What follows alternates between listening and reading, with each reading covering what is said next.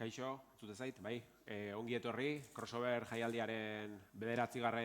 ediziora, Gipuzkoako Foru Aldundiaren Kultura Departamentua antolatzen duen jaialdia da, Kultur Faktorirekin batera, eta gogorarazi gaur hasten dela jaialdi hau, baina larunbata bitarte, programa anitza eta zabala daukazuela, webunean daukazue informazio guztia eskuragarri. Kasu honetan, Klaketa podcastaren aterkipean antolatu dugun, solasaldi oso berezia izango dugu gaurkoan, luxuzko bi gonbidatuekin, pertsonalki eta profesionalki gainea ilusio berezia egiten didan tarte bat izango da. Klaketa podcasta gogorazi, Wow plataforman ez dut aipatu, baina momentu honetan jende desente dago hemen, baina zuzenean ematen ari gara baita ere Wow plataformaren bidez, EITB-ko Wow plataforman, orduan, aukera baldin bakozu hemen ere, keinu txiki hori. Esaten nahi nintzen, gaurko klaketaren aterkipean antolatu dugun solasaldi bikoitza hau, elkarrizketa solasaldi bikoitza hau ilusio berezia egiten didala, lehenengo gonbidatuarekin hasiko gara, gero emango diogu paso bigarrengoari. Azpeitian jaioa, gaztetatik hasi zen antzerkia lanean, Antxieta antzerki taldean, eta 12 urte zituela parte hartu zuelen aldiz antzeslan batean. Ordutik interpretazioaren munduan hainbat arlotan aritu da, antzerkian, telebistan, zineman. Bere ibilbidean telebistako programetako gidoiak ere idatzi ditu, besteak beste. Gelditu dira hor. Hemen zuetako askok ezagutzen dezuen Guazemank, Sorginen Laratza, Brinkola, Martin. Urteetan zehar hainbat proiektutan parte hartu ondoren, 2014ean, hau nik jarri dizut, mugarria, baina Loreak esainatu zuen, bere ibilbidean, nik uste orain argituko digu, funtsezko lana izan zena, baina egia da, agian Euskal Herriko mugetatik kanpo, bere ibilbideak inflexio puntu berri bat izan bazuen 2024ean izan zela, ziurrenik Kerer telesailari esker iritsi zen hori, eta ordutik, ikusentzuleen eta kritikaren arreta bereganatu ditu, erakusleio mediatikoan kokatu da, eta sari eta laudorio ugari jaso dituzu, Nagore Aramuru, ongi etorri. Eskerrik asko, mila esker, gonbidapenagatik. Mila esker zuri, esaten nuen hasieran, ilusio berezia egiten didala, zurekin kasu honetan kontatzeagatik, eta eskertzen dizut benetan tarte hau hartzeagatik. Aipatu dut, hasieran, urte hauetan egin dituzun gauzen artean, hor egon dira antzerkia, zinema, telebista, hainbat izenburu. Horietatik, zer ematen dizu, edo zer eskatzen dizu gehiago? Baki galdera oso orokorra dela, eta nahiko tipikoa, zinema, antzerkia, telebista agian, antzerkia azken urteotan pixka bat gutxiago. Bai, ibilbidea antzerki asko egiten hasi nun, gero telebistan pasanitun urte desente, eta gero, eta azken urtetan zinean ibili naiz. Gehiago eskatu, ez nuke jakingo esaten, ni adibidez oain zinean oso eroso nau. Entrenamentu hartu dut eta eroso nago egiteko modu horrekin. Entrenamentua, errodajei dagokionez, pertsonaiak ere orokorrean. Bai, entrenamentua eginak ematen dizulako hori. Azkenean ez da erraixa zinean sesio askoren ondoren hartzen dezu lasaitasuna eta ikasten dezu ofizioa, hori hola da. Nik aukera aukidet eta hor lasai nago, eroso nago, bai. Murgilduko gehiak aipatu ditugun mugarri horietan edo. Baina gidoilari lan aipatu dut, gidoilari lanetan ere aritu ziren. Ez dakit gidoilaritzaren arro hori oraindik barruan daukazun. Bueltatuko zinatekeen gidoilari lanetara, ez dakit noiz aipatzu. Aspaldi utzita aukidet, nik sasi gidoilaria naiz, ze izan zan guztia antzesten jarraitu nahi nolako, edo gaztetan hasi ere lehengo gidoia izan zan, niretzako paperik ez zegoen momentu batean, esan horrengo obranik idatzeko eta hola sinitzen. Da gero sartu nun hor muturra, hemen etzegon baita eskola eta industria handirik, orduan telebistan eta gidoiak egiten hasi nintzen, antzezpenetik ezagutzen nolako gero nola egiten zan hori, ezta? Hortik hasi nintzen. Eta gehiago izan zen beharra eta ikastego gogua. Orduan, gidoilari moduen nahiko kaskar. Gidoia gehiago antzezleen ikuspuntutik, ez? Bai, noski, ni hortik nator. Orduan, nire idazteko modua hortik da. Historiak beti normalean dialogotan demorazko pasatzen dut. Kasualidadea baina ETB-en emango duten, primenaren imaginatzen dut, superra telesaila ari dira grabatzen, Azpeitiak grabatu dute, ondo ezagutzen duzun herria. eta justu egon nintzen Alkain Iker Galartza eta Itziber Garmendiarekin, eta beraiek ere egon dira gidoilari moduan. Eta justu berdina esaten zidaten, ez? Azkenean, desberdina dela, ez dakit hobea edo txarragoa, baina norberaren gidoiak idaztea, eta gero hori antzestea, eta kamera aurrean defendatzea baduela beste xarma bat, ez? Justu berdina aipatzen zidaten. Bai, hortik da. Antzesleak hasten dianean gidoiak idazten nik uste behintzat gero ikasi dezakezu, eta beste esparru batzuk jorratu, baina hortik hastentzea. Hori da zure motorra. Neri ala izan zen. Euskerazko telesailak, euskal telesailak, egia da oroar, zinema, iazkoa sekulako usta hitza egokiena den, loraldia ere ez dakit egokiena den, baina sekulako pelikulak izan ditugu. Aurten ere, pantalla txikian izango ditugu, nik uste azken urteotan egondako ustarik potolona izango dela, hor ditugu, asteazkenan egon da Tamara Tamara, Piztiak, Argigorriak esteinatu da, baina atzerago jo nahiko nuke, oraindik eta atzerago, segia da orain plataforma handiak edo ezagutzen ari zarela, edo pixkat zinema egiteko beste modu handiago bat, nolakoa zen lan egiteko modua, Jaunda Jabe, Brinkola, Martin, eta tankerako telesailetan, pixkat alderatuta orain, gaur egungo Nagore Aranbururen begietatik, eta orain ezagutzen duzula gaur egungo lan egiteko modua, nola konparatzen dituzu bi errealidade horiek? Nola zen lan egiteko modua? Oso etxekoa, artisautza. Artisautza. Bai, nik uste hori dela desberdintasun handiena. Hasi berriak ginen oso, nik uste gure aurreko generazioa hasi zen, eta han ikusten dut norbait egiten zuen gure horretik telebista iztea horti dabil. Eta haiek ikusi izan ditut nik hori, gidoiak egiten jantzitegira jun da, bantzerkitik zetorren jendia pixkat ura audiovisualea pasatzen.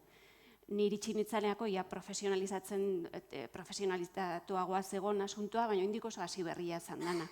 Oso etxekoa, hori hasierak, orduan familia giroan baina ez dituzu, garaiurak imaginatzen ez diara. Ez, baina nola nire hasierak izan zean, orduan niretzako zan eskola, kriston aukera, ze orduan ez zara inbeste egiten.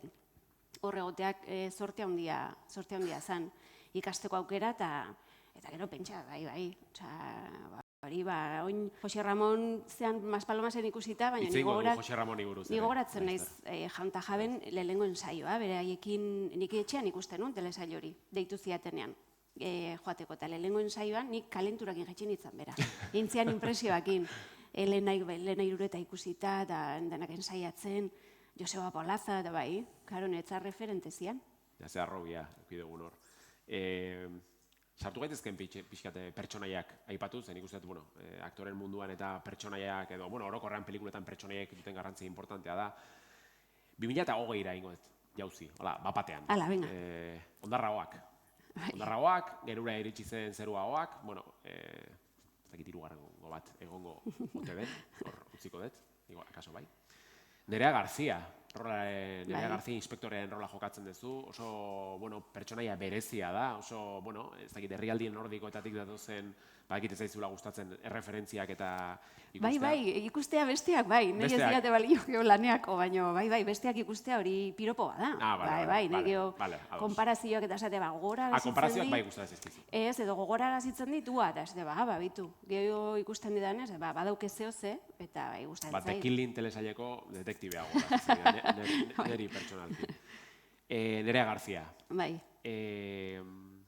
Zure pertsonaiarekin lortu zenuen empatizatzea, badakit oso galdera tipikoa izaten dela, aktore bat pertsonai batean gehiagin murgiltzen denean, ea pertsonaia hori gero etxera eramaten duen edo ez. Pertsonaia agian ez, baina pertsonaia horren gatazkak edo emozioak agian bai, oso pertsonaia berezia zen Nerea Garzia. Itzei dazu Nerea Garziari buruz. Nerea Garziari buruz. Nere pertsonai kutxunenetako bada. Zerikusian erekin, nire azala eta zea jarri diot, baina Nerea Garzia oso koldo almando zen pertsonaia da. Eta bai nik uste esentzia berea daukela. Nik oso ondo pasanun esentzia hori gorpuzten.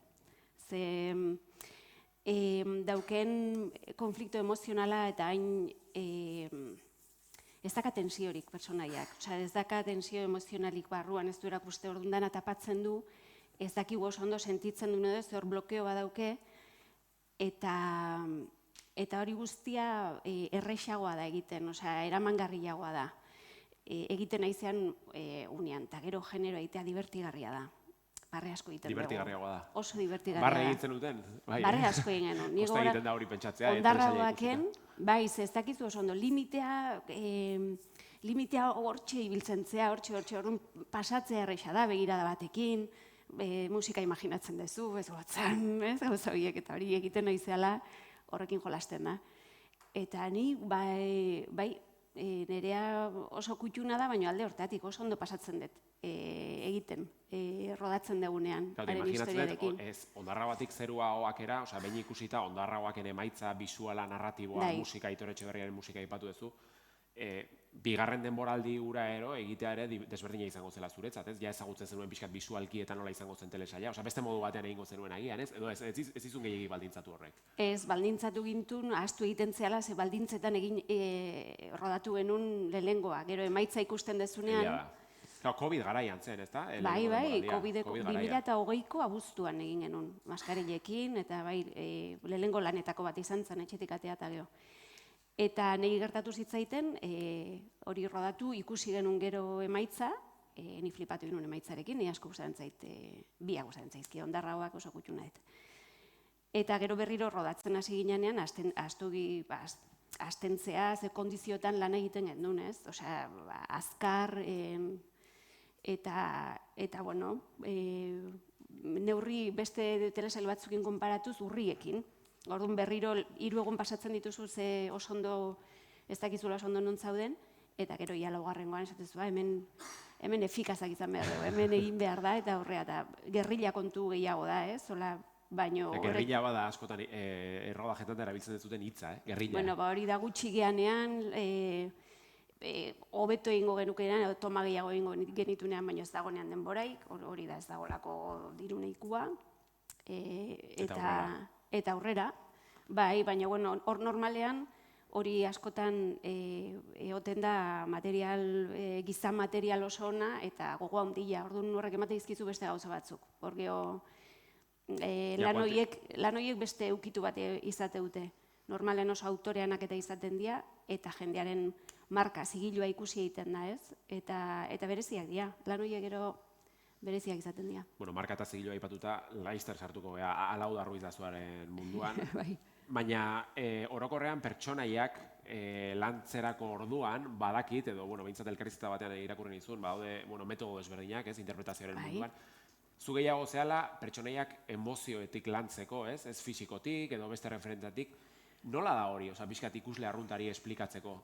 Zer da? Neria pixkat esplikatuko, ze izaten da, nola egiten edan, ze, karo, da, aktore desberdin guzti, metodo desberdina ditugu. Eta neria, bai, gidoia iristen zaizunean, gidoia irakurri, ikusi pertsonaia nun dagoen lehenengo, nundik ze abia puntu dauken, nola sentitzen den, zein dan bere ingurua, nolakoa dan, eta gero ikusi ze gatazka izango dituen eta ze kurba ditzen diogu, ze ibilbide egingo duen, ez da? Normalean protagonista dianak ibilbide hori handia izaten dute, konflikto dexenteak izaten dituzte, eta bigarren mailako bat okatzen baldin bazaizu, hori izaten da, protagonista hori marrazteko edo bere protagonista misioa izaten da horri laguntzea, osea, bere historia hori kontatzen laguntzea. Orduan lan egiteko era modua desberdina da.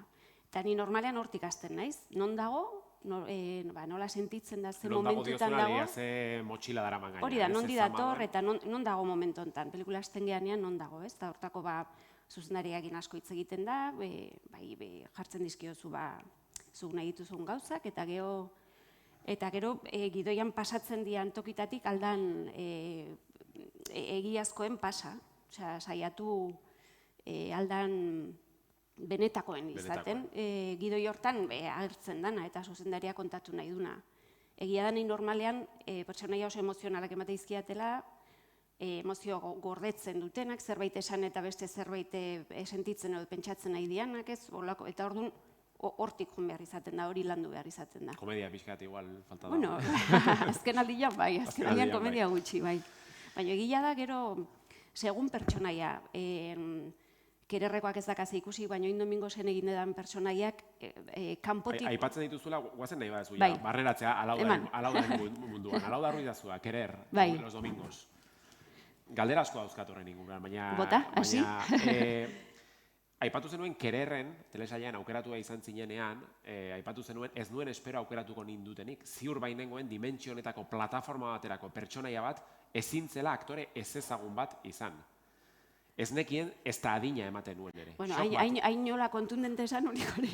Elkarrizketa batean da, bale. Kontundente nire izatzen, ez da nahi dramatiko izan.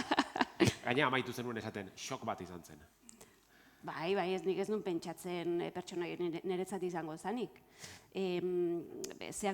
Froga bidali ziatenean, lehenengo froga nik egin ditun 4 edo 5 froga, hori baiezko eman aurretik pertsonaiaren. Froga diozunean, castingak, bai, casting frogak, Kererrerako.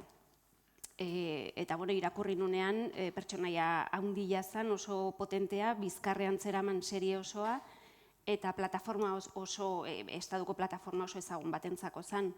Eta arrisko handia zen, lana nola egiten duen ezakiz pertsona batei motxila hori jartzea. Orduan, lasai juten izan kastinak egitea. Adinez ere, pertsonaiak bazitun 50 piko urte, 54 jotzen, nik 57 nituen orduan. Eta arraro egiten zitzaiten, baina junginan faseak pasatzen, eta alaudak balio handi ematen zion ikustet orduan gauzoiei baino nik ematen nion zerbaiti. Berari nik egiten nuen zerbait asko gustatzen zitzaion, miren pertsonaiaren zat. Eta nik ustet hori izan zela apustua. Beste guztia gero esan zula, sinistuko dute. Sinistuko dute, eta sinistu genuen. Ikaragarria da, telesaila eta egiten dezun lana. Eta ez da peloteoa, ikaragarria da. Oso bitxia da gaina, nik uste talauda baduela, eta los domingosekin lotuta, baduela gaitasun bat, gaina pertsonaiak beti eremu grisetan mugitzeko. Osea, ez daude, agian Patricia López Arnaizen pertsonaiak Maitek, jokatzen duela igual gehiago muturera, baina ez daude, pertsonaiak ez dute garrasirik egiten, dena ez daude exageraziorik, dena da oso sutila, oso iradokitzailea, eta nik uste alaudak duen gaitasun hori oso zinegile gutxik dutela.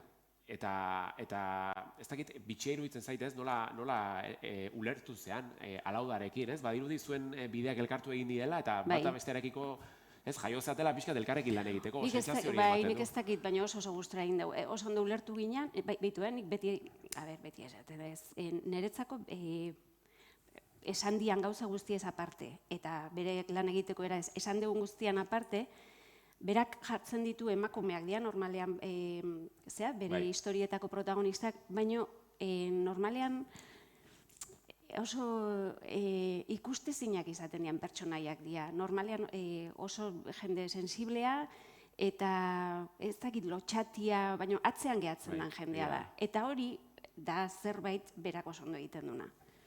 Eta aukeratzen ditun lan egiteko jendea ere hortik dihoa. Los Domingosetako protagonista berez kuadrilla batean ez da inoiz agertzen, ez du inoiz hitz egiten. Eta laudak ikusi egiten du eta foko hor jartzen dio. Eta mirenekin berdin. Argazkian inoiz Eliak lehenengo filan agertuko litzake senarra, semeak eta miren egongo litzake beti atzean. Eta nik uste hori dela beak egiten duna eta desberdin egiten duna. Beak hitzik ez duen jende horri, baina ez hitzak ez dakit ze konflikto dulako, baizi balotxatiagoa dialako, introvertido jendeari eta sensibleari ematen dio beak ikusten ditu. Nik horregatik esate dula, argazkian atzean dagoena ikusten du eta aurrean jartzen du. Eta gero inguruko jendeak zestia oso iztunak, denboa asko kostatzen da, ez? Pertsona hori izte pasatzen nahi zaion ikustea, haiek agertzea. Eta, karo, alako jende asko dago. Eta orduan ez ditugu gehiagi lehengoan ikusten, baina oso ezagunak dira, eta hemen gaude eta daude. Bizpaio baldiz ikusi pelikula, eta hortan ez dut orain arte hausnatu. Bani, hori beti ikusten diot. Eta, karo, jende horri ahotsa ematen dio, eta hori berria da, hori desberdina da. Eta nik uste gustoko degula. Bai. Leheno aipatu dugu Jose Ramon Soroiz. Egia da, Euskal Herriko mugetatik kanpo hemen aspalditik ezagutzen zaitugu, aspalditik jarraitzen dugu zurena, baina Kerer telesaila izan zen bizkat erakusleio mediatikoan kokatu zintuen ekoizpena. Soroizen kasuan, Maspalomasekin iritsi zaio hori. Zuri sentsazioa ematen dizu, edo Kererren aurretik ez dakit pixkat ez gutxi etxi, baina orain batean deskubritu zaitu jendeak eta badirudi aurreko guztiak ez duela garrantzirik, osea, badakit kerer importantea izan dela zure ibilbidean, baina ez, aurreko guztia ere, ez? Orduan, ez dakit nola bizi dezun zuk hori, osea, inflexio puntu hori, eta esatea 2024tik aurrera deskubritu duten Agora Aranburu hori. Baina oso ondo biziet. Ze eski ez da... horrekin ez dakat arazoik. Ez zaita inbeste aldatu bizitzat. Etorri zaidan guztia ona izan da. Osea, izan da toki berriak ireki eta jende gehiagok ezagutu du nire lan egiteko era, ez? Osea, azkenean erakusleio bada. Horrek aukera gehiago eman dizkit. Segurunik lanerako eta lekutara iristeko. Baina ez zaite egin porta, ze gero rebisatzen dute, horregatik jende asko ari da loreak ikusten, eta ikusiko dituzte hemen egin ditugu lanak, baina ez dakit, guri behin politena irutu zitzaidan zen, aurten zinemaldian, Maspalomaseko elkarrizketa baten ginean, Jose Ramon, Kandido Uranga eta Hirurok, eta nila ezagutzen ditun elkarrizketa zale malagina bat uste zala, eta esaten zen, bueno, Nagore ez dakizezu ja deskubritu zaitugu, baina hemen, Jose Ramon eta Kandido, eta esaten zien, nola aldatuko da zuen bizitza, eta pentsa, ez da, hori da. Nerekin adinagatik ematen du, oain arte ez dakit, baina oso antzekoa da bizipena, guk egiteko modua eta bizitza nahiko egina daukagu, orduan, iparrez hasi ginen Hirurok, eta imaginatu Kandidok ze esan zuen, ez, eta gero Hirurak sarien alfombra gorritan, eta... Bai, polita izan da hori. Ez zaitu zete izagutzen pertsonalki, baina niri sentsazioa ematen dit, aipatzen dituzula Kandido Uranga zu eta soroiz, profesioa maite dezuela, aktoreen profesioa, baina profesioa dakarren alderdi fribolo, ez dakit, mediatiko, gain esposizio horrekiko, beste distantzia bezala hartzen dezutela, ez? Osea, badirudi aktorearen lanarekin bat datorren zerbait dela, baina ez, sentsazio ematen dit antzekoak zeatela hortan. Bai, nik uste hori konpartitzen dugula. Hemengo aktore askokin nik uste. Bai, nik ala ikusten dut, Elena Iruretar ez dut ikusten nola gero... Niretzak nik bakarrik esan dezaket niregatik, baina azkenean niri deskurritu duteak gustatzen zaidana benetan egitea dela. Niri rodajea gustatzen zait, niri gidoia irakurtzea gustatzen zait, eta hori bukatzen dugunetik aurrea pasatzen dana, saldu behar da eta iritsi behar da hortako egiten dugu. Ez zait interesatzen, ze hori bukatu da niretzat, prozesua bukatu da. Eta horre guztiak oain daukan promozioak asko handitu dira eta saria beti daude ondo, ze hori errekonozimentu bada, lana gustoko izan dula jendiak eta iritsi egin dela. Bai, hori ondo dago, baina nahi ez dit bereziki sariek ez, baina promozio guzti horrek eta gero esposizio horrek ez zai gustatzen. Eta gero, nik dakat gauz bat, ez zait iruditzen nire laneako ona danik. Hori egoistaki niretzako aktore moduan, Nagorea inbeste agertzeak ez dit inongo favorerik egiten, ez dut nahi. Baina, zuri Nagoreri? Noski, bai, aktorea geho jendeak sinestarazi behar du, ez dakiz hilerekin naizela beste pertsona bat. Ni hainbeste ezagutzeak azkenean jendearen retinan hori gelditzen da. Ni ez zait komeni, ez zait gustatzen. Horregatik ez naiz agertzen hainbeste. Horregatik ez zait gustatzen nire iritziak eta nire bizitzari buruz, ez naiz pertsonai bat. Pertsonaia, egin behar dugu izkutatu, gero gure ofizioan egiten duguna sinesgarri egiteko. Nahiko kostatzen zaigu hori gainea galtzeko, ez? Eta hori nik uste ulertu egin behar dela eta oso respetagarria dela. Nik uste duela ulertzen, ez? Eta are gehiago nik uste plataforma erraldoien garaiotan, zeinetan marketinga da promozioa, iaia gidoia bezain garrantzitsua. Ez duz erresa izan behar, ez? Osea, pixkate burruka hori edo, ez? Imaginatzen atzetik ibiliko direla etengabe, promozioa, elkarrizketa, promozioa, ez? Bai, hori gero da bakoitzak hartzen ditu erabakiak, eta ze hartu dezakezun, baina nik uste haindik oso nahastua dagola ze gustatzen zaigun, eta gusto desberdina daude, baina famoso deitzen diatenean nahi, adibidez ez diate inongo favorerik egiten. Ezaguna, bai, ze karo, nire lana pantalla batean ikusten da, baina hor bukatzen da. Ni gero ezagun izate horrek ez dit... Kalean jendeak ezagutzen zaituela eta nabaritzen duzu. Bai, nabaritzen dut, bai. Eta, lanaren parte da, baina ez da gehien gustatzen zaitena. Eta iruditzen zait lana babesteko, nik aldedan guztia egingo dedala hori hola jarraitu dezan. Ze nik nahi dena da, hemendik 8 urtera, beste pertsonai batekin, eta Nerea Garziarekin gogoratzea, eta ez Nagorekin. Nerea Garzia gogoratu, Nagorerekin ere. Bueno, Goia, Feroz, Sariak, hori guztia nola bizi dezu? Tsunami hau, ze egia da, gaina iaz, Donostiako zinemaldian lau ekoizpenekin egon zinean. Bai, hor zean memeak eta guzti egin zizkiaten, nahiko nik barregin entzun nuen genuen. Eri Grazia egin zidala, esan zuzen Nagore Aranburu zela gure Pedro Pascal. Bai, hori da, hori joan ikatean Honek onarrazki esan nahi du bai. Pedro Pascal dagoelako ekoizpen guztietan. Bai, Grazia egin zian, bai. Gure Pedro Nahiko Pascal. gutxi agertu zian, bai. Nun? Nahiko gutxi agertu ziela, memeak eta guzti, bai. Iristen zaizkizu gauza horiek. Bai, noski, bai. Eta ondo, hartze dituzu. Eske realitatea da. Zeatik lehengo zinemaldian, zea batetik, prentxaurreko batetik, besorik atean induten bestera argazkira emateko. Hori hola izan zen, orduan bai, grazia egiten dit. Errealitatean bizi naiz, hau gehiagik izan. Bueno, amaitzen juteko, gustatzen zait pixkat amaieran zine, telesail, mundu zure gustu pertsonaleta hitz egitea. Eta ohitura daukat podcast honetan beti gonbidatuari opari bat egiteko. Hau nire iritzi pertsonala da, baina egin daiteken oparirik honetakoa bizitza honetan niretzako behintzat da pelikula gomendatzea, edo telesaila gomendatzea, edo oparitzea fisikoki.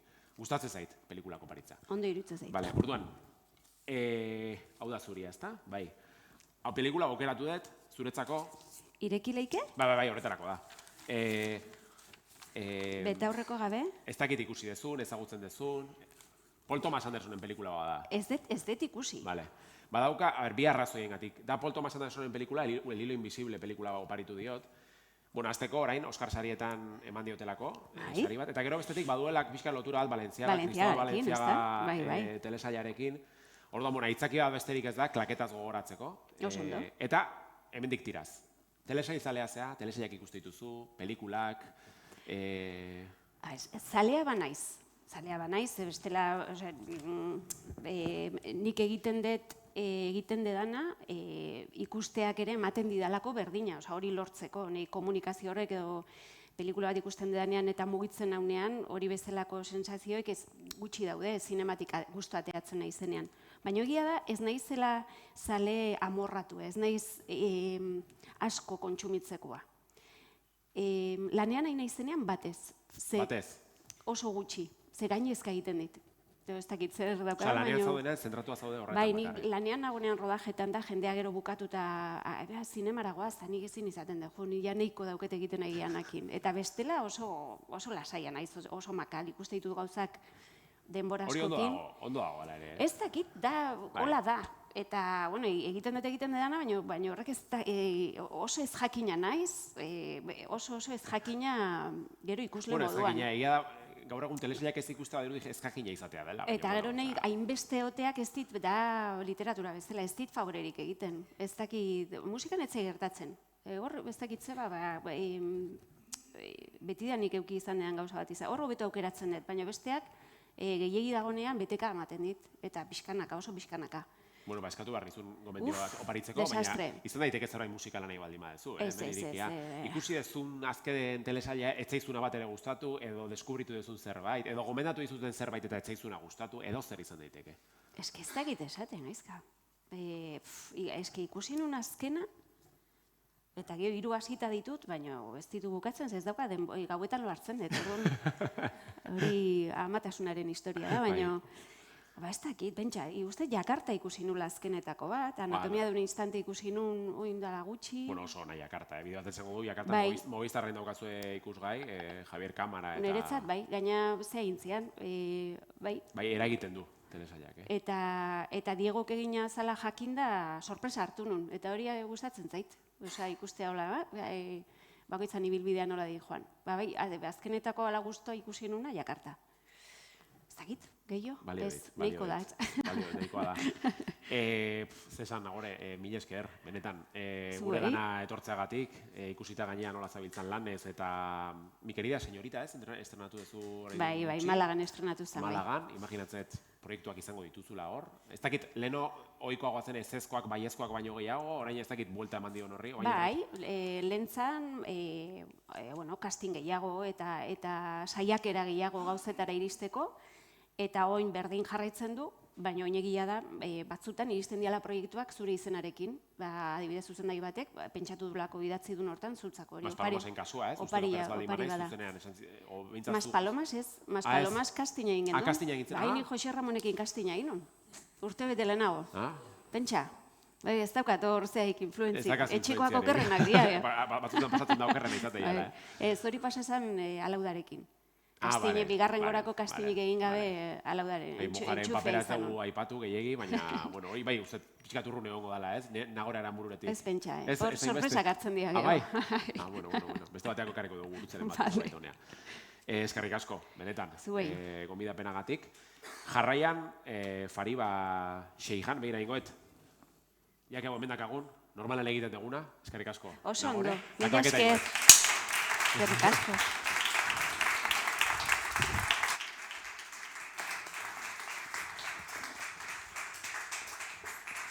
Zuekin Fariba Seijan Uriarte. Bai. Uriarte. Ze uste gustatzen zaizula bigarren abizena aipatzea, ez? Bai. Ez, batzutan ez delako aipatzen. Zalantzak eta kentzeko, gazpada. Batzutan ez delako aipatzen. Guazak etorri dira. Zer bakatu? Aitxe eta matorri dira bize. Ze ondo.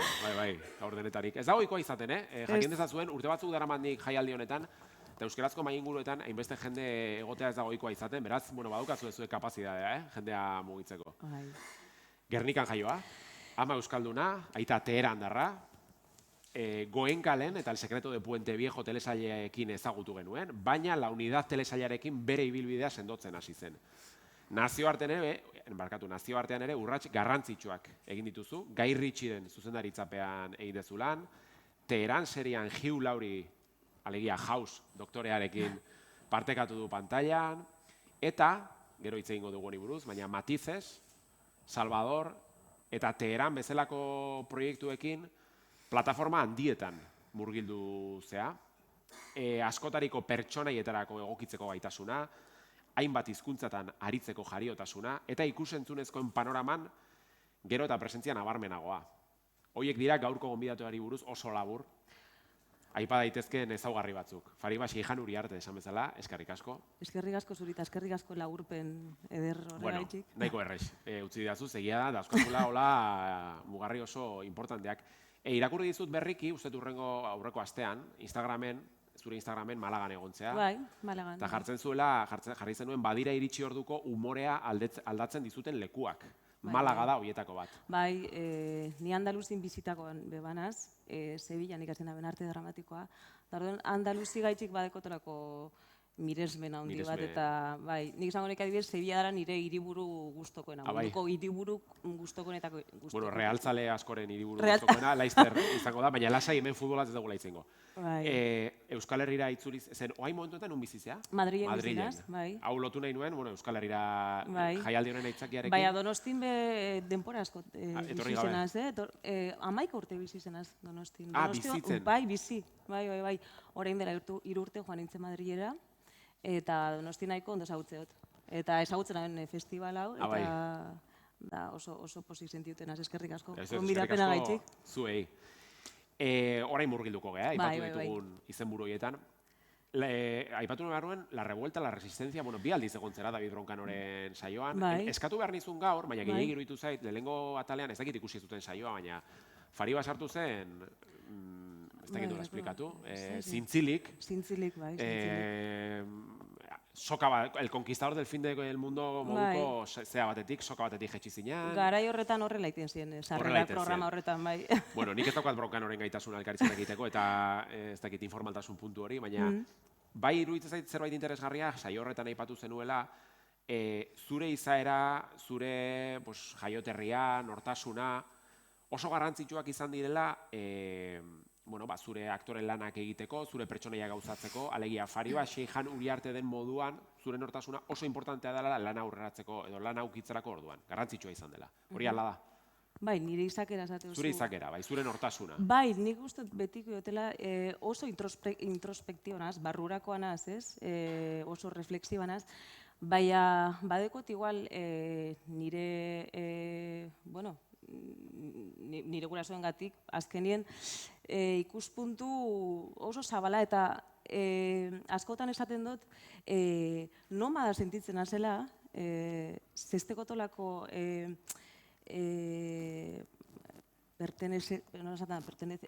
sentsazio hori leku batekoa izatekoa edo beste leku batekoa izatekoa. Orduen horrek niri lasaitasun asko moten doz eta, bueno, adaptazio bai ez, leku bidaiatzeko orduen, asko gustataiat bidaiatzea, eta ez dakit, galdetzea bai, jakitea. Txikitan oso lotxatia nintzen. Baina, behin lotxa galduna benien, etzan berriz bueltatu. Horri lotua? Orduan, ez dakote, ez dakit, deseroso sentitzeko, enaz deseroso sentituten, ia inoiz. Ia inoiz. Orduan, bai, oso erraza da niretzako, ez dakit, edo zein ingurutan murgiltzea. Egokitzea. Ez que horri lotua, hori ere ikusi nuen, etxeko lanakin datorri naiz. Aipatzen zenuela, nola Iran eta Euskal Herriaren arteko kontrapuntu horretan, hemengoa gehiago sentitzen gara, oso barnera begira. Aldiz, Iranea juten zeanean, han dena askoz desberdinagoa dela, ez? Dena gehiago familia, gehiago... Bai. Ez? Eta orduan, bian arteko dualtasun horrek ere, ez? Bai, inguru giro ez da, lasaiagoa esango neuke igual, familiarragoa, flexibleagoa, ez da, Euskal Herriko giroa oso gustoko dut. Bai, azkenien, eta niri gertatzea jatena da bai, hizkuntza bat edo beste erabiltzerako orduen be bai, mundu baten edo bestin murgilduten. Ze txikitatik, ez? Bi hizkuntzak miratzen dituzu. Claro, bize batera ikasi gendu zen, nien ebiek eta nik euskeri aman aldetik eta farsia aiken aldetik, jaizo eta segituen gaztelania, nik ikastolan ikasi naben. 12 urteaz, bai. Orduen barrek beste, ez dakit, nik hori sentiduten dut, ez, diferente sentiaraztenaz, eta gustatzen azkenien holan egokitzeko gaitasuna eukitzea. Nagoreri galdetu behar nion, baina azkenan denbora joan egin zaigu, baina imaginatzen dut gero emakume izatea ere, orokorrean munduan, baina are gehiago zinemaren munduan, horrek nolabait ere baldintzatu duela edo zure ibilbidea, alegia parametro gehiago edo gehiegi daudela, ez? Sentsazio hori ematen du, pixkat emakumean, ez dakit izan adina, itxura, fisikoa aipatu du Nagorek, ez? Jaso zuenean Kerer egiteko telesaiaren proposamena, pentsatu zuen lehenengo gauza adinean izan zen, ez? Ez dakit nola bizi dezun hori guztia, pixkat zinemaren industrian ezarrita dagoen parametroen kontu guztia. Parametro hori aldatzen ari da. Ari da, bai. Nik uste baietz. Nik gainera pentsatzen dut oin adin bateko emakumeek oso interesgarriagoak suertatzen diela, niri hori gertatzea, nire kasuan adibidez, gehiago erakartzozte rekorrido bateko personai batek, personai femenino batek, ez? Nik kontsumitza otezen gainera serizek eta filmepe bai, adin bateko aktoriek eindakoak die. Igual da dekoten adina dekotelako, ulertzen dut bakoitzari beren adineko gauzak interesago aliek izela, baina nire kasuen rekorridorik guztie erakargarriagoa iruditzen zait. Eta nik uste hori aldatzen ari dela. Nire kasuen bai esango zutela da, nire izen abizenak uste dut kondizionante izan dela... Ez que egon naiz aste hauetan hain zuri egindako hainbat elkarrizketa irakurtzen. Eta ez dago galdera bat ez duena aipatzen beti zure jatorria, zure nasketa, zure ez dakite itxura, etengabe aipatzen den zerbait da, ez dakit nola bizi dezu. Bai, normala da, berez izenak sonoridade hori dekolako, eta gehien bat nire lehen abizena entzuten dalako, eta bigarren abizena oso ez ezagune dalako. Eta, tendentzi bat bai badauela askotan arabiarra. Ez da arabiarra enaz, zer ikusirik ez, espainola, bai, berez nire jatorrik euskaldunetie. Orduan, hor bai badauela naste bat, eta abitu adibidez, orain dela gitxi, orain dela egun batzuk paseu izen jazte, zine zuzendari batek dituztan, eta personai, protagonista euskaldun bat emoteko. Bai? Bai, zuzenien da. Baina zuzendaria euskalduna ez nazioartekoa? Euskalduna, zuzendari euskalduna, ondino larrei esan. Ez dago esklusibarik hemen. Oso barrile da, eta sekulako ilusioa inuztan. Osa, proposamen bat zuzenien, daukazu mai gainean. Bai, proposamen bat, da gainera, personaiak izen euskaldun edeko, zoragarri, eske hor begon nahi dut. Niri asko gustatzen jazte antzesti berez, eta momentu honetan ez zaizkit hainbeste gidoi iristen, eta zorizionez edo zoritzarrez ez tekot aukera hori aukeratzeko askotan, ez?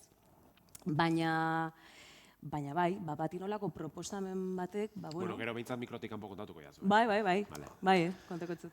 2010 barkatu eta 2011. Eta 12. Goenkale eta Bieta bat. Bieta baten kapitulo batein Bueno, bada zerbait. Goenkale. Osa, zer esan Goenkaleri buruz. Aukeraz baldin manaiz, 16. eta 17. denboraldian atera ziren, Neda pertsonaiaren rola jokatuz. Bai.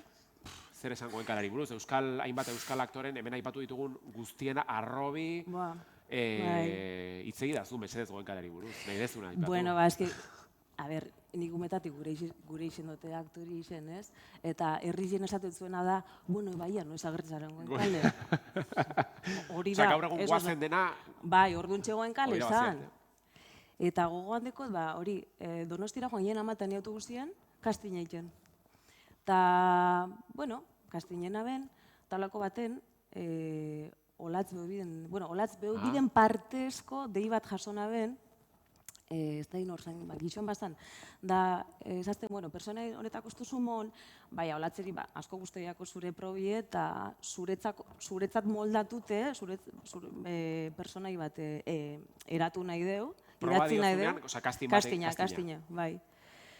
Eta orduan, personai hori olatzek niretzako eman. Neda izeneko personai esan, neskairarniar bat, kirolarize, elitezko kirolarize, eta bueno, arazo bat eta beste diela, ies egin behar izan zuena iranetik, eta, bueno, han agertu zen batien arralden, eta Nagore zeukan lagun, Nagore bertiga salto ikemane... bai, abizena Nagore... Naroa Agirre. Nagore esan dut, bai. Naroa Agirre esan nire arraldeko. Bai, gara hartan eta Iñaki Perurena eta batzu den. Eta Iñaki Perurena, eta Iñigo Azpitarte, eta Asier Orozagasti, ez da gizau kuadria errainen, Ilenia Baglieto, Loreto Mauleon, Loreto Gazbeko inziduna ben, hori zen zan. Eta bira batzuk non amaitu da zuen, eh? Eta 21 urte, 22 urte. Bai, klaro, pasadira hori da. Pasada zan. Eta, klaro, esatezu nien, gogoratzen da, Zornotzako jai batzutan, horre gure txosnan litroak egiten. Bai. Estan gehiago guzno noiz. Eta batien, barri hori mona ben da kuadriako danak, Goenkal lagortuko zala, bai, zera, lagon bat. Nietzako hori zen hito bat, nire bizitzen. Igual, garrantzitsunetariko bat. Gai ritxi horiek, ez, izan zen litroak egiten Goenkalen hartu zizutenean, ez? Osa, hori da lerro burua, ez jai lebri, ez. Zorretzako jaizetan, bai, kontzertu batzutan, bai, gogoan dekot. Eta bai, hola nazi ginen, bai. 2014ean, El secreto del Puente Viejo iritsi zen. 270 ataletan parte hartu zenuen. Zure bilbidean ze garrantzia izan du, ze badakit oso ezaguna egin zinela, ez, Espainian. Zegoen egia da ulertu behar da zer den El secreto del Puente Viejo, da telesail bat egunerokoa, osea, beste grabatzeko modu bat, beste ritmo bat. Nola dia grabaketa, ritmoa, eguneroko telesail baten, ze 270 atal. Bai, atal askoi eta protagonista bazan, eta gogoan dekot, holako, saio pare baten gendu zela, nik eta Francisco Ortiz, deitzen da beste aktore batek, bikote ginelako trama horretan, ez? Trama principala zan bikote horrena. Eta coach batek hasi lanien, aste bete lehenago edo grabatzen hasi baino lehenago. Eta zauztan, Jorge ditzen zan coacha, eta erderaz ezazten, tú no sabes lo que has venido a hacer aquí, lo que vas a sufrir, ezate uste. Bai? Bai. Ani, ez da horren bezalako izango. Eta bai, oso personaje dramatikoa, trama oso dramatikoa zan, harineketan grabatzen zan, igual egunien 13-14 sekuentzi grabetan gendu zen, eta asko, kapitulo eta zehose? Egunero. Eta, bueno, implikazio emozional asko eukan personaiak berak, orduan askotan kosta hori esan, ze sartu, ensaio, toma 1, toma 2, pam, fuera. Eta berriz, Toma eta bakoitza behin egiten zen, zen bat aldiz errepikatzen zian. bi, hiru asko jota. Eta gainera, bueno, epoka asko serie bazan, lehengo gaztelania hori, ez? Eta igual esaldi baten bostaditza gertzen ziren, osake, gaztelania zar hori. Baina, bueno, hori kriston entrenamendu izan zen. Coach horrek behintzat arrazoia zukan, entrenamendua bai izan zela. Kriston entrenamendu izan zen.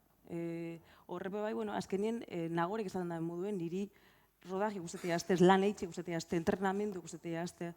Orduan seriz horretan parte hartziek, bueno, niri asko lagunduzten. Telesaio horretatik? Testu asko, eta, bueno, en fin. Karo, hori eta ikasteko, gidoiak eta ikasteko, egunero, zer rindutan? Nik badakot baitasune memorizatzeko, bai, horretan oso sentiutenaz. Orduan, bueno, ez dute sufri duten denpori gaitxik, edo, askotan baldaketak egoten die. Karo, azken ordukoa, ez? Azken orduko aldaketak pilo bat. Eta, bueno. Bueno, egia da, igual goenkalekoa zuela, esan nahi, azkar grabatzeko ez dakazer ikusirik, baina eukiko zuen, ez, zerbait? Bai, goenkalen, bueno, El Secreto de Puente Viejo ja protagonista bat zan, eta askoz presentzi gehiago ban. Nedak berbaskori pespan eiken. Baina ez horren beste, bai, El Secreto de Puente Viejo, bai, berba pilo bat. La Unidad iritsi zen, 2008an, 15 atal, Naioa pertsonaia gorputzu zenuen. Eta, bueno, gero 2008 batean ja, plataforma digitalen munduan barrenatu zinen, Elite, atal batean, uste dut. Bai. 2008an Matices, hau Sky Showtime egin zenuen. Bai. Aurten Salvador, telesaia, Netflixen, eta Teheran, Apple TVn. Bai. Pertsonaietan murgilda horretik. Nolakoa da edo nola da plataforma erraldoi hauentzat lan egitea? Karo, egia da galdera igual zuzendari edo ekoizle bati egitea zentzu gehiago izango lukela, ez egit aktorea hainbeste iristen zaizuen, baina imaginatzen dut bai, ez? Aurrekontu aldetik, aipatu dugu grabazioak, nola da plataforma digitalen mundu hau? Bueno, niretzako, espektakularra badie, handiza badienien, ekipoa askoz handiza. Lan baldintzak. Lan baldintzak, bai. Kamarak diferenti die, denbora. Katerina hobea da. Zer, nik entzun izan dut, dena oso ondo, baina Katerina surtido kuetara eta olako. Ez, niri Katerina honak, toki bizin aztez. Bai, eta, bueno, askoz be geldoagoa da. Ja. Askoz be, da hobeto zaintzen da, eta orokorrien, gero askotan prisak egoten die, bai, eta ez dakit. Bai, orokorrien, bueno, bai, denbora gehiago hartzen da, baina, bueno, nik esango neke niretzako espektakularra gabe bada. Bueno, adibidez, Atenasen egon nintzen Teheran grabatzen, Salvador grabatu dugunin bai, hainbeste extra, hainbeste efekto, hainbeste ambulantzi, ez dakit, hori, beste modu batera disfrutatzen da. Jakiteak atzean dagoela hainbeste parafernalia, komietartean, presio gehiago, ez? Ez, baina glamour edo, glamour ez da berrie, baina espektakularidade hori barneratzen da zeuzelan, eta... Ja, igual hasieratik barneratzen dut zerbait. Bai, eta horrez hartzen zara, eta ez dakit, niretzako gauz asko moten dauz horrepe bai, ez? Esan nahi dut, azkenekoz, Salvadorreko esen askotan, flipanti esan, niretzako. Baina Salvadorren badaukazu pertsonai bat nahiko importantea. Bai. Eta hori dana arnastu iten da, eta barneratu iten da. Handitasun hori, ez? Bai, zentzu honenien, bai. Eta...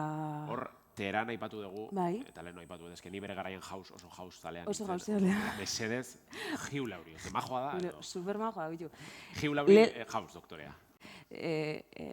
A-listed actor, zan. Zenbat, bideo baten eta ikusi nuen, Beragazteko trama garrantzitsuena, 8 kapitulo die, eta 3 kapitulotan agertzen az. Eta, bueno, horra dekogu oso harreman mistiko bat. Nik uste oraindik ez dutela ulertu zein dan zehazki harreman mota hori. Baina gogoan dekot nola izan zen gure lehenengo kontaktue. Eukina benolako bideo dei bat Daniel Zirkin egaz. Daniel Zirkin da zuzendari De hecho, lan hau nik topena ben, nik idatzi notzun zuzendari bai? Bai. Kontatu. Bueno, nik deko benanteina ben, eta horre bai, personaia... Gai Ritxin, bai. Eta horre kastina izan zen, eta aukeratu hostien. Eta nire personaia zen Afganistango neska bat. Eta Afganistanen Daria hitzeiten da, eta Farsia eta Daria antzekoak die, eta horrek erraztu hostan ibilbidie. Eta pelikula horretan hainbeste aktore iraniarrego ezagutu nabezen, iraniarrak, Afganistankoak eta bar. Eta holako aktore batek, euretariko batek esazten, ni Teheraneko bigarren denboraldiren egonaz, eta badakitz aktorien bile biltzen diela. Aktore iraniarren bile munduen zier eta Europan eta dana alakoa. Zantzon da, eta nola ditzen da, eta hau da. E-mail bat dian. Bidali zenun uste zenulako perfil horretan ekajatzen zenula. Bai, nire burua aurkezten, da, hirugarren denboraldirako personai bat behar bazuten, nibe kontutan izateko. Eta holan jarri ginen harremantan, Danieli e-mail bat idatzi nion, nire burua aurkezten, nire materiala bialdu nion, eta holan izan zen, gero holako self-tape bat bialdu naben, bigarren fasera pasatu nintzen, eta esazten hori, enlisted ditzen dan aktore batekin trama bat neukala. Eta aktore inglesa zala. Hori bakarrik zen. Hori. Eta esan zean, eta holako baten bideo dei bat eitea gustatuko litzaidake nirekin eta aktore horrekin. Zuk oraindik jakin gabe behar zela. Jakin bane, nik nire kabala egin abezen, zan, Henry Cavill, Daniel Craig... Brad Pitt... Brad Pitt ez... Hau inglesa. Inglesa. Markatu. Eta... gogoratzeot... Eta bideo egiten dira, Zoom bidez? Zoom, bai. Ordaintzen den aplikazio bada, ez da doak, ez diainkutra. Ez, Zoom uste 45 minutu... Bosten dan horietakoa, benetan. Ez dakitzen zan, ez dut uste, 45 minutu bezkin ezen egon, Eta zuzendari zegi aldu ustan linke. Eta, horre konektatu nintzen da, Danielen arpizia baneukan buruen. Eta beste. Ointxe aurkeztuko dut aktore hori. Talago baten anatzien, kortina baten ez diz errizkut eta buru bat agertzen da urrunetik. Oso cinematografiko hori. Bai, estoy... Naben ondo ikusten.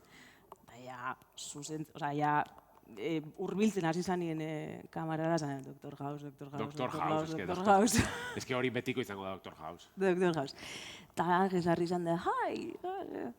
Hoi, jaizuk esan zenion? Berak, bitxok, elkarregaz da. Where are you from? Gernika, ez da izte. Gernikeri buruz berrotan hasi ginen. Bai? Ezagutzen zuen? Bai, ezagutzen man. Really nice, Basque Country, eta beste. Ez zan grabatu dei hori, ez? Baiten ez dago, ez? Ez dut uste. Baina hori izan dana. Ez persona eri buruz, zero. Gernikeri buruz engen duen berba. Lehenengo kontaktu beti zen zan. Eta oso kurioso, ez da, 5-10 minutu ginen berbetan. Eta zelan da, ondo, eta bueno, eta... Eta gero ja, urrengo aldiz ikusi zen uren ja izan zen ja rodajean, ez? Eta urrengo aldiz, ja rodajean Atena zen. Eta baiko lako energi oso barie eta... Bai, Bai. Osa, House doktoraren kontrakoa pixka bat? Justo. Kontrakoa edo... Justo.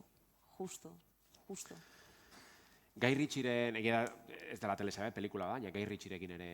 Eta Jake Gyllenhaal. Eta Jake Gyllenhaal. Bai, barek Donosti oso ondo zautu. Jake Gyllenhaalen ezautzen du Donosti? Bai, eta sagardotik izek. Kontatu, gauza horiek interesatzen zaizkigu hemen. Benetan, sagardotegiak ez, Jake Gyllenhaal sagardotegik batean egon da? Bai. Esaiazu, Hernanin egon dela. Hernanin egon dela. Ez da ginen, ez da. Benetan, Bai. Horren inguru hemen gendun, berba Euskal Herri ezagutzen bala ustot, Donostiko zinemaldiren baten egon izan dela, igual horre gaitzik. Bai, eta Guy Ritchie lan egin, kuriosa izan, Guy Ritchie bateko improvisatzeko kriston kapazia die. Bai. Kristona, eta errestasun piloa, bai. Askotan, niri Guy Ritchie gazpazio biziaztena, goratzet sekuentzio baten, gero, de hecho, zazten, izan da, what that was perfect, tal. Eta Jake etorri izan beba izaten, momentu hori, eta nik enekizen zeitzen ari nintzen. Osa, enekizen, arek esaten ban, rolling, eta nik, rolling zer? Ja, rolling zer. Esako, askotan, indikazioak egon barik, aldio, eta gero, goratzen dut, ez da pelikula hori ikusi duzun, baina lau kriston espreine dekotez nik atza eta aurrera, ume bategaz gaine, bueno, gezurretako ume bazan, baina ume horre pixetaman igual, ez dakit, 20 kilo. Osa, pilo bat atzera eta aurrera eta atzera eta... That was perfect, she's struggling, yeah. You're struggling, osa, sufritzen ari nintzen, benetan, eta berak hori nahi ban. Zenbat grabatu zenuen hori? Ez dakit, 10, 11, oza, ja reala zanipia lurretik botatzen ari nintzela, Oza, neki ez, bai.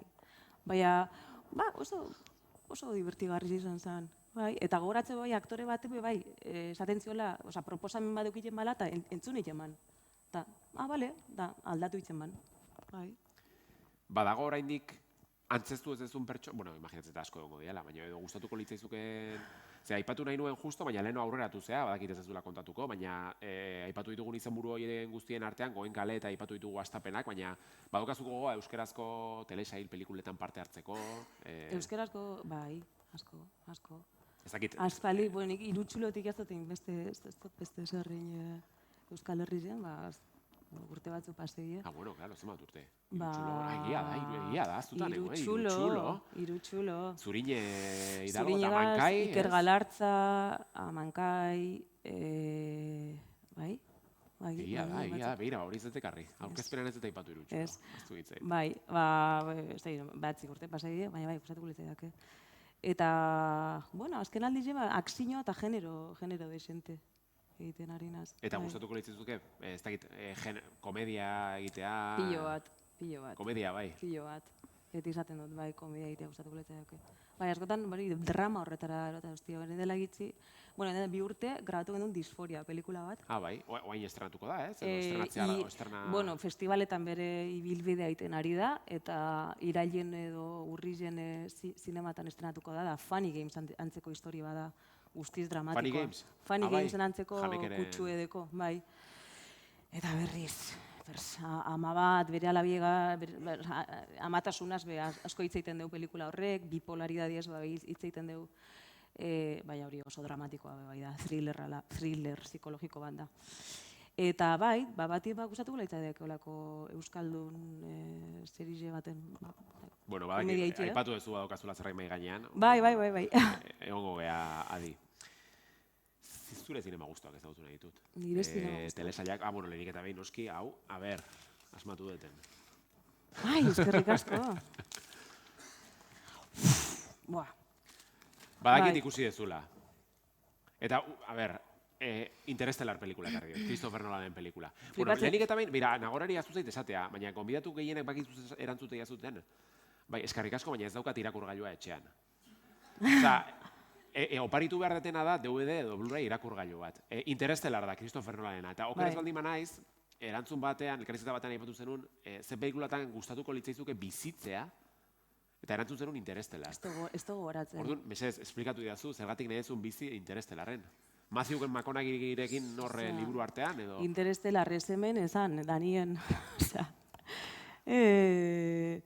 Ez bazaizu gustatzen pelikula, gorroto baldin badezu aldiazu. Asko harritu inaz, asko gustateiaz pelikula hau, soinu banda eta dana. Eta gainera, azkeneko ikusina behin oso egun berezi izan zen, gau berezi bat izan zen, eta horretik gelitzu nazapur bete nokeatute. Bai, guztiz asmatu duzu, Bueno, pues bai. Uste nun kontrako, aizinela, hain nola esango jotoni, gorroto betela pelikula hau, bale. Ba hori, bai, Interestelar bezalako pelikula baten bizitza gustatuko litzaidakela, bai, espazio horretan, hori, espazioan eta denporan mugitzeko... Kontzeptu horretan. Bai, kontzeptu horretan mugitzeko aukera horretan, bai. Oain trukean gomendioak. Telesailak ikusten duzu, ez dakiten nola jotzen dezun telesaietara, fidatzen zen ditxosozko algoritmoaz, edo ez dakit sareetan topatzen dituzun gomendioak, edo ze... Nitzako telesaiak eta pelikulak ikustien nahiko ritualdie, eta askotan koste egiten azte orduen ondo aukeratzea dutez. Enaz oso... Osa, ez zu denbora galtzen hor...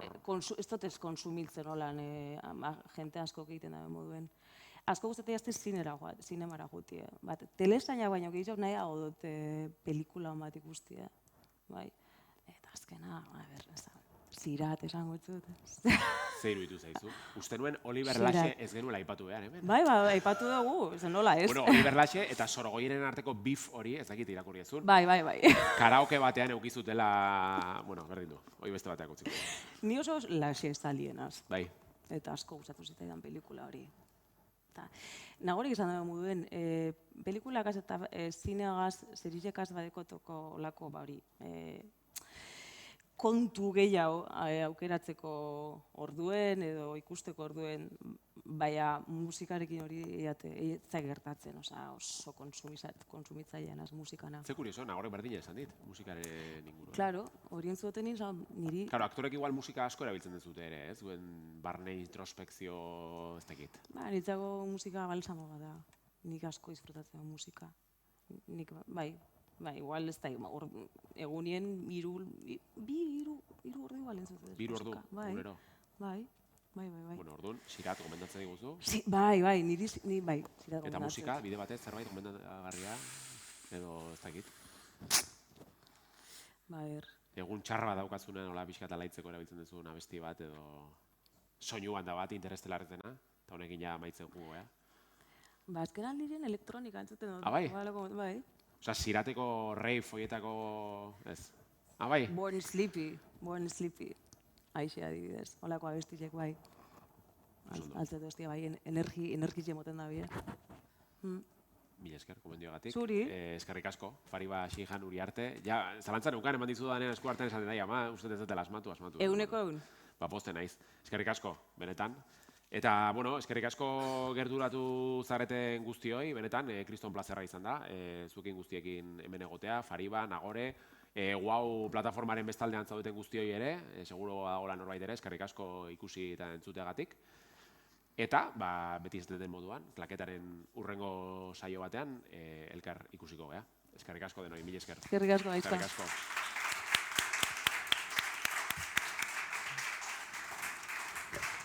¿Qué pasa? Mila esker. Vale. Gelditu nahiz azkenean.